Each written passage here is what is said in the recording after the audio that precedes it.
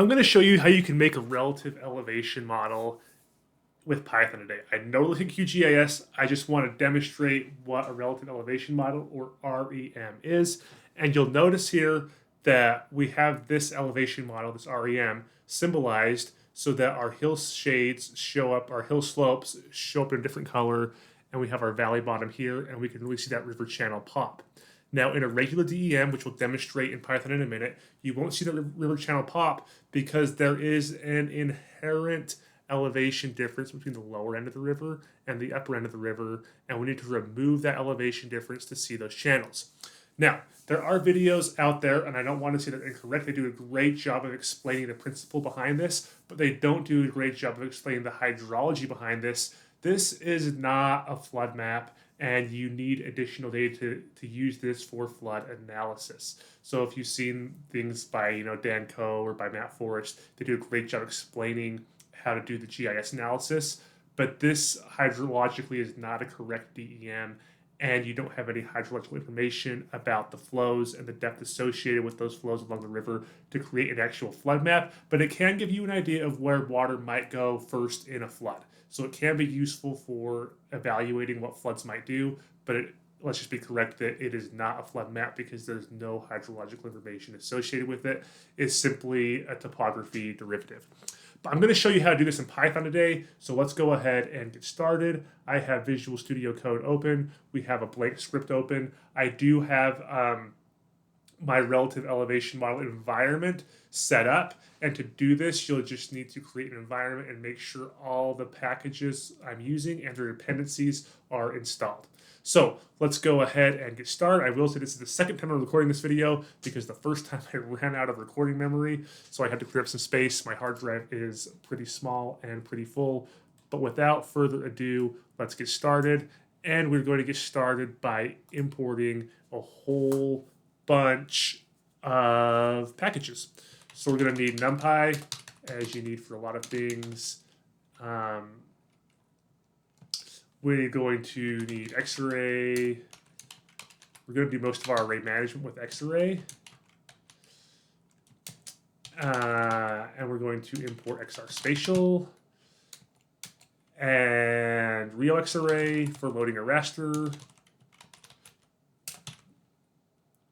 And we're going to need Shapely just for a bounding box. So shapely.geometry, import box. And we're going to need SciPy to do to get an index tree. SciPy.spatial import ckd tree as kd tree. And just so you know, if you want this code's available from opensourceoptions.com, my website with free tutorials, and I'll link that below in the description so you can go there and copy the code if you'd like to. I do recommend following along because typing this code out just gets you used to typing code, and it gets you used to thinking through things a little more than just copying and pasting. So that's why I'm typing everything out. I'm not running through it through pre-written code because I've seen other videos that demonstrate this that way, and you just lose a lot of why you're doing what you're doing. There are a lot of details in this analysis that are very important and are not explained in a lot of other tutorials, and so that's why I'm going through it this way. Okay, so it's good. It might be a little tedious, but you know what? I think you're going to learn more as we go through and type the code together, and you see me troubleshoot any errors that come up. Okay, so we have this. Let's go ahead and use Control-Enter to run that code. Everything is imported, and let's now load in a DEM. So we're going to do a DEM, and we're going to use RealXarray to load it in, and .open raster.io. And I'm just going to go copy a file path here. This is the location, and it's just up one level from where my script is. So I'm just going to put a .. to go up one level, and that is my raster. So now I'm going to use Shift Enter. It's going to run it and give me a new code box down here, code cell. Okay, so we have our DEM opened, and we should be able to do dem.plot. Let's just see if this works. So we should be able to take a quick look at this just to confirm what our DEM looks like. And it's going to take a minute to load. Come on now, come on now. I'll pause things periodically as we go through here just so you have to. Okay, so I had to do a couple things here. You notice the code is different than what I showed you, and that is because we needed to squeeze this DEM. I forget that with X-ray, we have multiple dimensions that aren't plotting dimensions, and so if you squeeze, it removes everything except two-dimensional data frames or data sets, and so we do that. And then we do IM_show to show an image with Matplotlib, and here is what that looks like. This is the area we focused on down here, is this part of the river.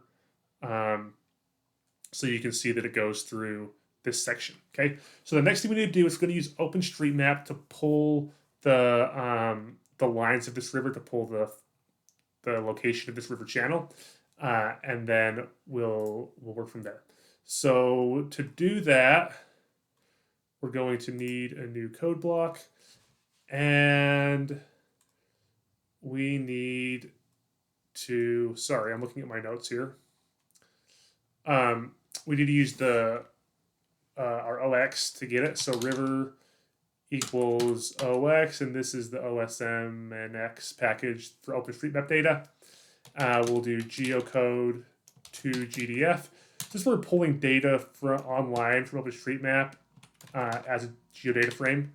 And so we want the Snake River, that's the river we're looking at, and which result equals 1. Now you can go online to OpenStreetMap and you can query and find out which result you need if there are multiple rivers with the same name, which I have already done here. And so our river equals river.toCRS. So now we're reprojecting this. dem.rio.crs. We want these to be in the same coordinate reference system, so we're reprojecting the river to the DEM coordinate system. And then we're going to do river.plot, and we'll run this. Okay, and so you can see this river, we're focused on a very small part of this river over in this area. This river covers Wyoming, Idaho, and goes into Oregon and Washington. So it covers way more than we need. We need to crop this down now, which is what we'll do next. So let's go ahead and crop the river here. And so we're going to make a new variable, river cropped. And we're going to do river.clip. It's as easy as that with GeoPandas. And we're going to crop it to our DEM bounds. Okay, so now we're cropping this river down to the boundary of our DEM. And now we want to get the minimum bounding box for this geometry. Okay, so if you look up here, let's go back to our DEM. Notice how the river, we can see the river channel here, it only goes through a small portion of that DEM. We've clipped our river to these bounds, but the geometries of the river are going to be even smaller than the DEM boundaries, and so we want to crop our DEM now to those river boundaries, so we're not working with data that we don't need. And so we're going to specify an Xmin, a Ymin, Xmax, and a Ymax, and we're going to get those from river cropped, the bounds, and we're going to do an iWalk to get the first index, the first value, and then we want the minimum X from within that. And then we're going to copy this and paste that. And then we also want to get the minimum Y. And then we also want to get the max X. And we also want to get the max Y. And that's what we need there. And then once we have those, we're going to take our bounds and we're going to make a box, a bounding box. Oops, parentheses in the wrong place there, with Xmin, Ymin, Xmax, Ymax. Okay, so there we have this. And now we can get our river geometry. So our river geometry. We have a geodata frame of the river. We want just the geometry equals river.cropped. And we're going to get the geometry. And we're going to get the first feature, which is the only feature. And then we're going to plot our cropped river. Okay, So we'll use this geometry in just a minute to crop our DEM. Now we're just showing the crop section of the river so you can see how much smaller it is. And we have our first issue, which is right here. This is the variable name, not calling a member. Okay, there we go. And so notice here, if you look here, these are in meters. This is the x coordinate in meters, the y coordinate in, as you can see, millions of meters basically. And you can see here the much smaller geographic area we're looking at now compared to before. So we successfully cropped that down. Now we need to crop the DEM to the bounding box, and so let's go ahead and do that, and we'll use select to do it.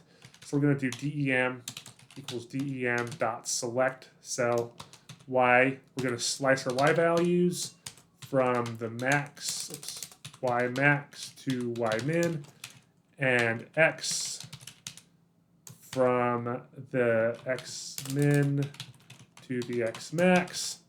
And now we have our DEM cropped. And let's go ahead, we can just plot this. We can do, actually, we're not going to plot this yet because we're going to plot it in the next section here. So let's run this. And let's create some new code. And now we're going to plot the river over the DEM so you can see what that looks like.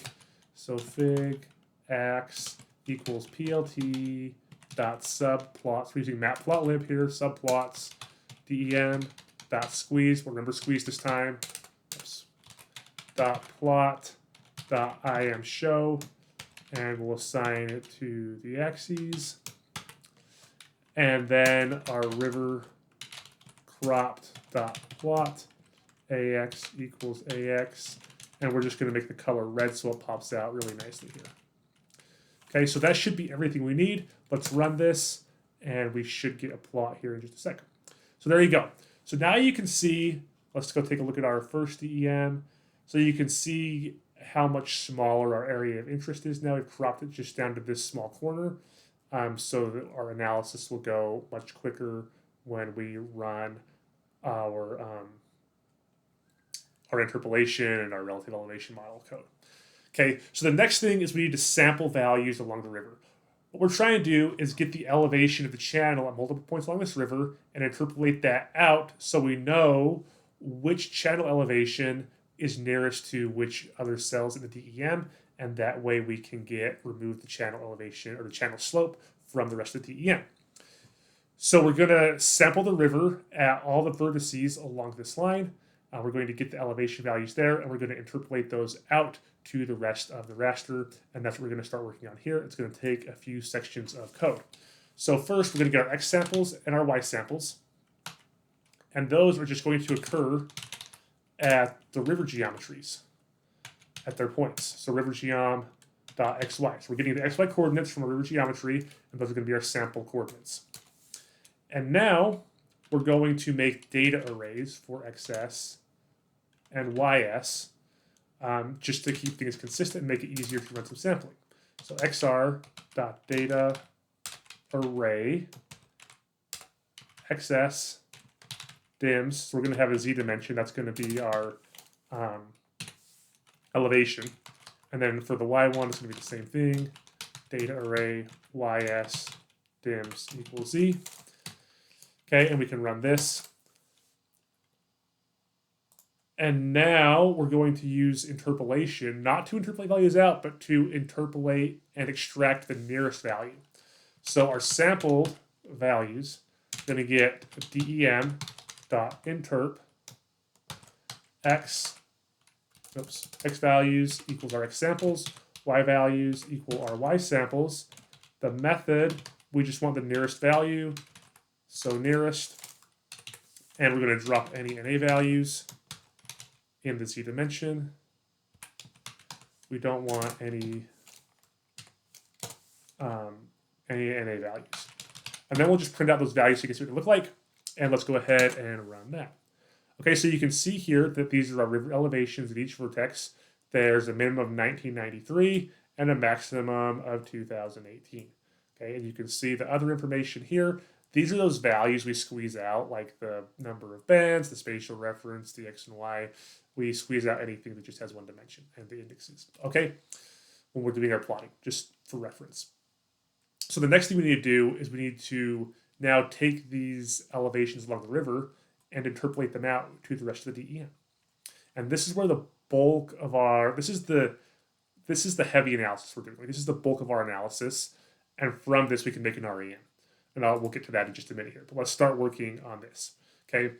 So the first thing we need to do is we need to take our sample coordinates, so our sample coordinates, and all we're doing right now is we're arranging these into a NumPy array where we have each row as a point, the first column is X values, and the second column is Y values, okay? And we just need this to do the interpolation well.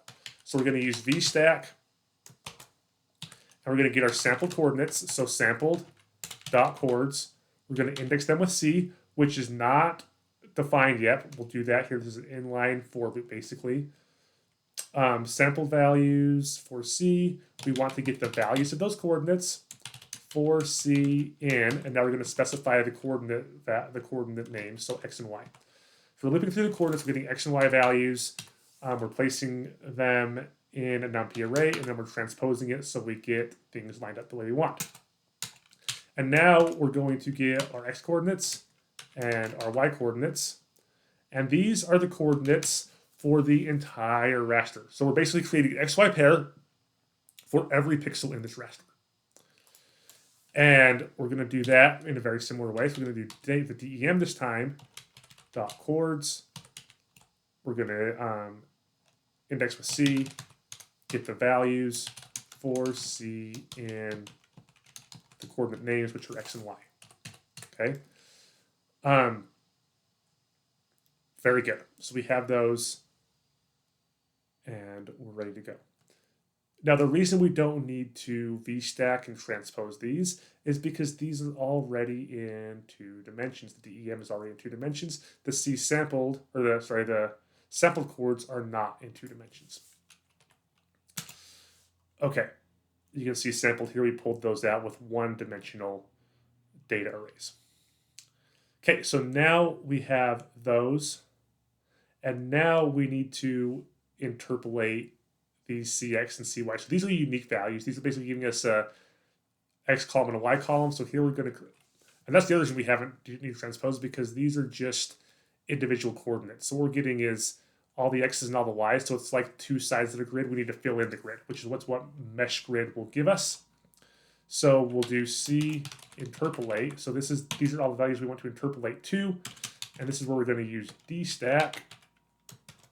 We're going to use mesh grid to merge those values into a grid, CX, CY, and then we're going to reshape that so that it has 2 columns. Okay, so this puts it into a grid that's going to be the same, have the same rows and columns as here, and then we're going to reshape that so that it has 2 columns with X and Y's. And now we need to put the values into a 1-dimensional array. So our values equals sampled dot values dot ravel. All right, and there we have that. Let's go ahead and run this and make sure there are no errors. And hopefully we're good to go there. Okay, so now we're going to add some code. This will speed up our interpolation. The interpolation is the heaviest part. And so we're going to make a KD tree on our C sampled. And we'll explain this a little more in just a minute here. And let's go ahead and do that. And now we're going to go through and do the interpolation. So here we set up the grids for the interpolation with our sample values and our interpolation, the values to interpolate to. And now we're going to start working on the actual interpolation. We're going to do an inverse distance weighted interpolation, which means we're going to need distance 2 points. So distances and indices equals tree.query. So remember, we built our tree on the sample points, okay? So we have a tree that describes where our sample points are. We're querying those sampled points versus the interpolate points. And K equals 5. We want the 5 nearest points. So what we're saying here is we're saying for the 5 points on the for each point on the grid, find the 5 nearest points in this tree. And then give me the distance and the index for each of those points. Okay? And now we want to create some weights based on distance. So now we have the distances. We're going to do weights equals 1 divided by distances. This is where inverse weighted distance comes in. The longer the distance, the smaller the value. And now we're going to weights equals, well, we write the code. I can't think and write the code at the same time right now. Weights divided by weights dot sum on the first axis. And we're going to reshape it. So there's one column. Okay, so what we are doing here, we have those distances. Now we're just arranging those weights to range from 0 to 1. And so it's a proportion. Okay, that's all that's happening there. And now we can interpolate the values. And this is the line of code. It's going to take a long time to run. Interpolated values equals weights times values for the specified indices. We want to sum those up on the first axis. Okay. So now what we are doing, we're taking the weight. So we found these weights. So the shorter the distance, the bigger the weight. And we scaled those weights from 0 to 1. Okay, so that when you sum the weights up, you get 1. Now we're taking those weights. And there's 5 weights for each sample. There's five weights for each pixel in our original raster here. Okay, there's 5 weights. And we have 5 values associated with those weights. We're multiplying the weight by the value, and we're summing that up, and that will give us our interpolated elevation. Okay, so this is going to take just a minute to. It's going to take about a minute to run, maybe 2. So I'm going to click Control Enter to run this, and then I'm going to pause the video while this runs, and we'll take a look at the outputs in just a minute. Okay, so that's finished running. Took 46 seconds. Now we can make another raster from our interpolated values. So we're going to do that, and then we're going to plot it. Okay, and we'll just call this our elevation raster. Actually, let's call this IDW raster, inverse distance weighted raster. And this is an XR data array. And we're going to get the value from our interpolated values. We want to reshape them so that they are the row. We have how many rows we want. We want the number of rows to be the same length as the number of y coordinates. And we want the number of columns to be the same length as the number of x coordinates. And we want to transpose that.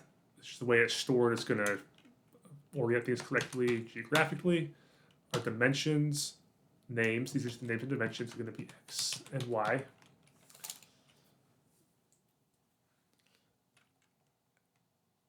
And the reason we're transposing is because if you look at these dimensions here, we have y are our rows, and x are our columns in the array, but our dimensions are x first and y second, so that's why we're transposing there. And then our coordinates are going to be a dictionary where our x coordinates are cx and our y coordinates are cy. Okay, and so we've assigned those coordinate values there. And now let's hit Shift Enter to run that and create a new code block below. And now we can plot. So let's go our figure and our axis equals plt.subplots. And then our not elevation raster, IDW raster. We want to transpose it. And we're going to plot with IM show. And we're going to assign it to our axes.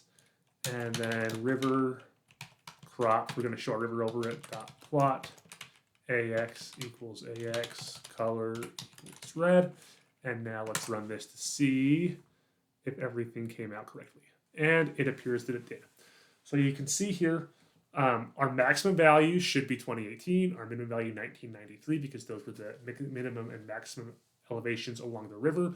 And you can see here that we've taken these values along the river and we've interpolated them outwards based on their distance to the points along the river, okay?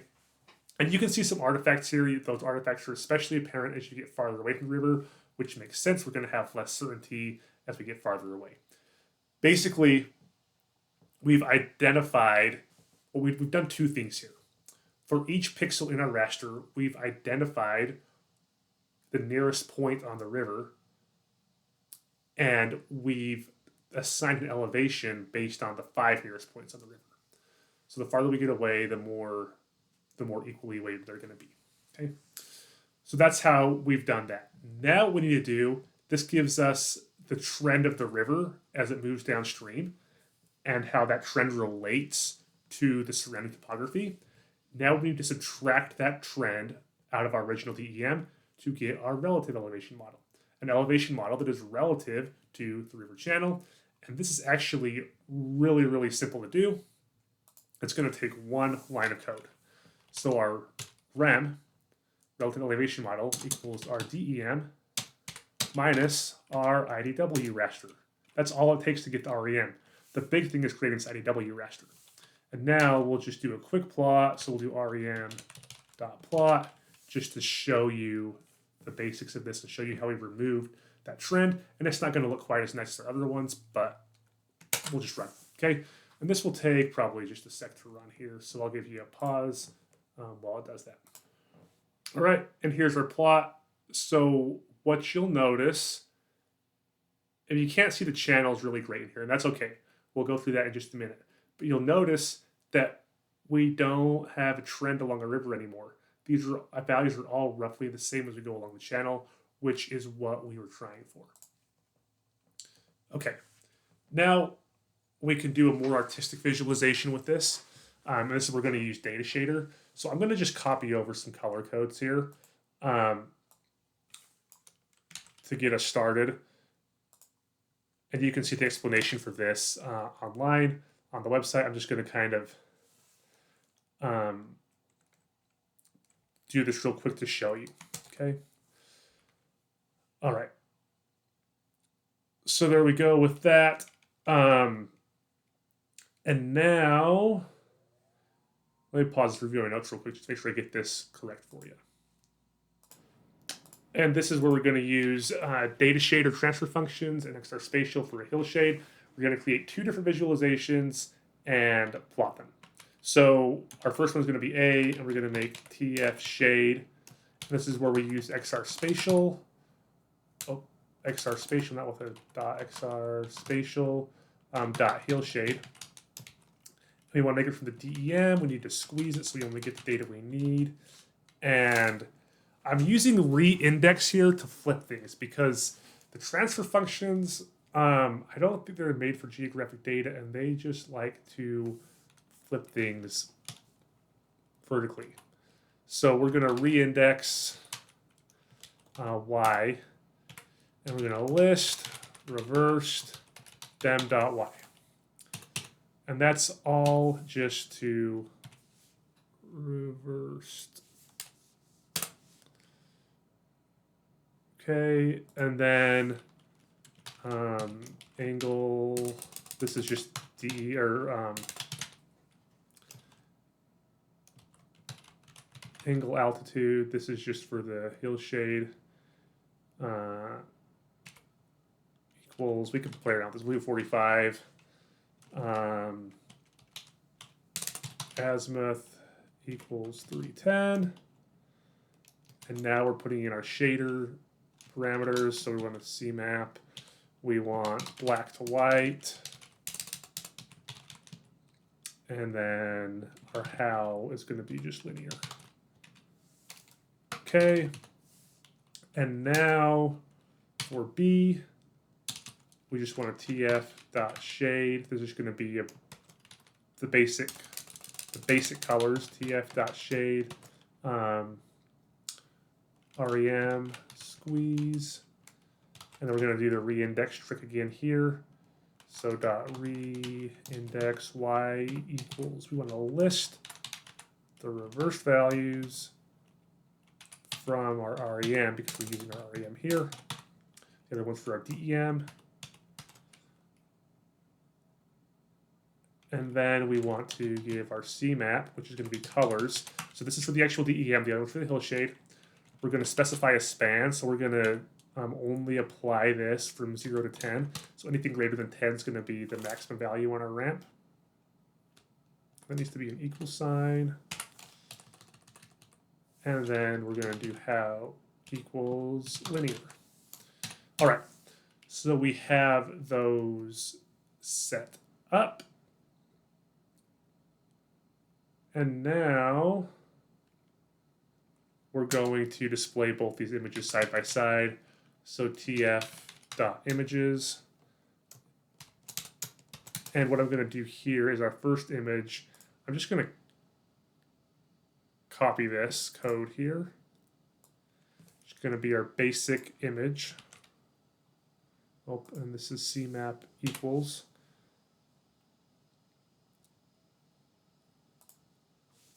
Okay, so let's put in this, and then our next one's going to be a stacked image, so tf stack a b.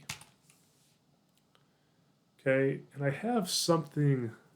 Oh, that wasn't close. We need to do that. Oh, and that needs to get rid of that. And so I think we are set here. Let's try to run this. This will take a minute. This is going to create some big files. Let's go ahead and run this, and you can see the differences we get. So I'm going to pause that while it runs. And here you can see our images have completed, but they look the same. Oh, and it's because I didn't specify an alpha here. Let's make it 200. I'll run this again and show you so you can see how that shows our hill shade underneath. I'll pause it while I do it. Let's just hit Control Enter, and let's pause it here. And there we go. Now you can see the one with the hill shade under it and the one without the hill shade, which is on the left. And now you can really see those channels start to pop. And the way you can see that is we limited the interpolation from values from 0 to 10.